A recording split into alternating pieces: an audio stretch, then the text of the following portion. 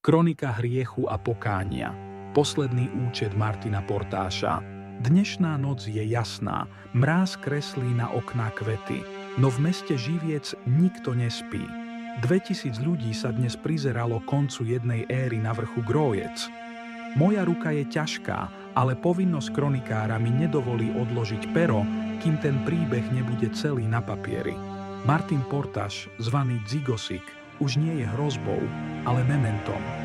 Keď sa obzriem späť na rok 1688, vidím len spálenú zem a pošliapanú česť.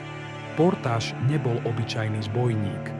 S 25 chlapmi a bratom Pavlom po boku sa správal ako nekorunovaný kráľ pohraničia.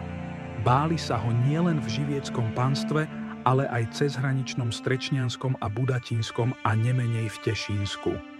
Prišiel zo Strečna z dediny zvanej Bystrica, ktorá je i dnes plná Valachov. Zlom nastal v júli. Vtedy prekročili hranicu, z ktorej niet návratu. Spomínam na ten zápis o Marcinovi Jaškovi, úradníkovi z Vegierskej Górky. Nebol to boj muža proti mužovi. Bola to chladnokrvná poprava.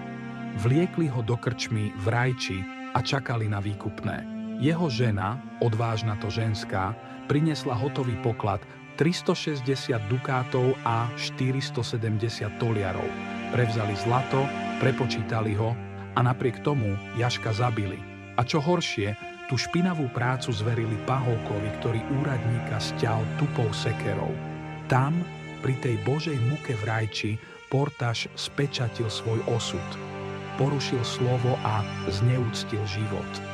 Spravodlivosť však dlho tápala. Vojaci z Krakova blúdili lesmi, chytali nevinných, zatiaľ čo skutoční vlci hodovali. Ešte aj poprava Tomáša Dudka a jeho céry za pomoc zbojníkom sa zdala byť len zúfalým gestom bezmocnej vrchnosti. Kto by bol povedal, že práve meno Dudek bude pre Portáša osudné? Boh má zvláštny zmysel pre iróniu. Portáš, ktorý sa dokázal v Krakove prechádzať v preoblečení za kupca a predávať kradnuté striebro, urobil chybu, keď sa cítil príliš bezpečne. Vrátil sa do Milovky a zaklopal na dvere Regíny Dudkovej, ženy, ktorej rodina pre neho skončila pod katovým mečom. Dala mu najesť, áno, ale v tej miske mlieka bola namiešaná pomsta. Len čo zavrel dvere, dedina bola na nohách. Našli ich spať v kolibe na lúke Srubita. Oni sa radi vracali blízko k svojej domovine, Bystrickej doline. V spánku, bez výstrelu, skončila legenda o nepolapiteľnom Dzigosikovi. Dnešný súd na Grojci bol tvrdý, presne taký, aká bola Portášova vláda nad horami. Kat Juraj vykonal rozsudok presne podľa litery zákona. Pavla vplietli do kolesa. Martinovi najprv vyrezali 2 pásy kože z chrbta, symbolická daň za to, ako dral on svojich blížnych. Potom prišiel o ruky, ktoré brali to, čo im nepatrilo. A nakoniec hák. Visel tam, zavesený za rebro, a dých z neho unikal spolu s parou v mrazivom vzduchu. Dav stíchol. Čakali sme kliatby, rev, nenávisť.